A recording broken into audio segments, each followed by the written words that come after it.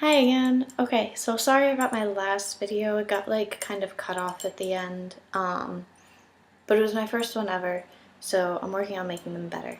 So as I said before, I'm studying abroad, and kind of one of the unfortunate things about studying abroad is the study part, not just the abroad part.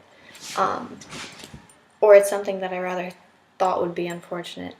My classes started this week, and I've actually found something kind of interesting about them. Learning here is a lot different than learning back home. Like learning back home is very like textbook. Like you read this tonight, you write your this tonight, then you come in the morning and I, as the teacher, tell you what you're supposed to know and you memorize it and you study it and you come back and you take the exam and you fill it all in. But here, I don't know if it's just this program or if it's just the way that they teach over here. It's a lot more hands-on. It's a lot more like interactive and learning through experiences. Like in my psych class, for example, it's a psych class, so you'd think that that's kind of like science. So you sit in a class and you learn this about it, but we have like 2 textbooks, but we have like a couple of readings from them, and we have a field trip every week. We have 2 classes a week. I think out of like our, I don't know how many classes, but the majority of them are field trips. So like last class we went to the Museum of Science and saw this exhibition on like nerves and stuff, and that was really cool. Everything is more, I don't know, I guess the way that they view learning is pretty different. It's all like hands-on stuff. And I feel like that's kind of the way it should be, learning.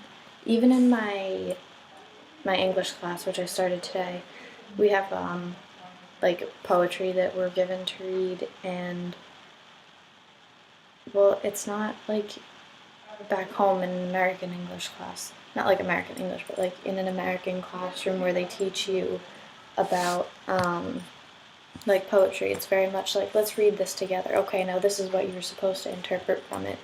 Where in this class it was more like, let's go around the room and see, what do you think of this? What do you think of that? And the teacher was like learning from us as well as us learning from the teacher. It was very like communal, and I think that's something that kind of lacks in American school systems, is like both the communal learning rather than just lecturing, and the hands-on piece of things.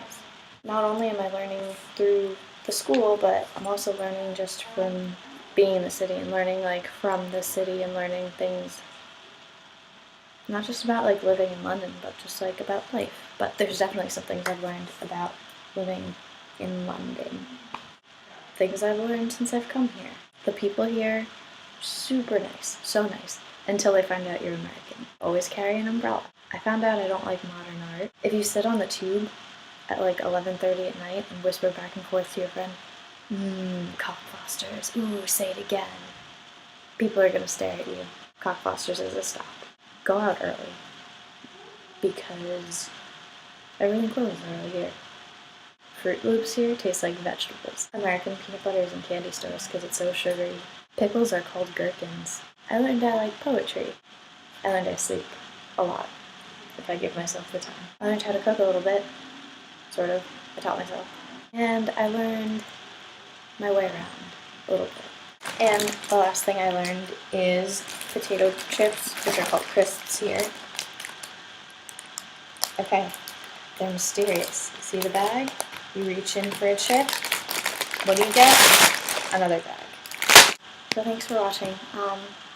Yeah, thanks for like experiencing my travels with me and like everything that I learned here. So there's some London knowledge for you. Alright, bye.